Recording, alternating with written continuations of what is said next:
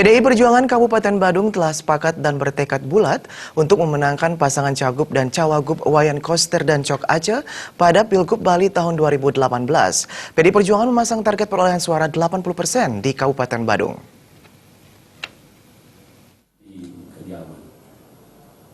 Mesin partai yang bertambah solid dan kekompakan seluruh kader PDI Perjuangan di Kabupaten Badung menambah semangat dan motivasi kader Banteng Moncong Putih untuk memenangkan pasangan Cagup dan Cawagup Bali yang diusung PDI Perjuangan Wayan Koster Cok Aceh.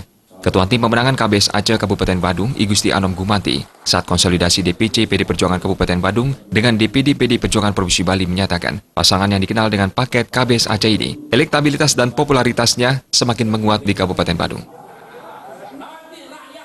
Tapi dengan hari ini kita berkonsolidasi dengan seluruh kader dan komponen partai yang kita miliki, saya sangat optimis ya untuk bisa meraih angka itu. Jadi kunci utama adalah kita tentu soliditas kita di internal partai. Kemudian nanti tentu akan kita kembangkan dengan seluruh elemen dan komponen partai yang kita miliki di Badung. Dan tentunya tidak terlepas juga dukungan seluruh masyarakat Badung. Cagup Bali Wayan Koster yang semakin populer dipanggil KBS atau Koster Bali 1 ini menyatakan, seluruh jajaran partai wajib taat terhadap instruksi Ketua Umum PDI Perjuangan Megawati Soekarno Putri agar seluruh petugas partai di eksekutif dan legislatif, kader serta simpatisan partai untuk mengamankan, menjalankan dan memenangkan Cagup Cawagup Bali KBS Aceh. 41%. Ini modal yang besar.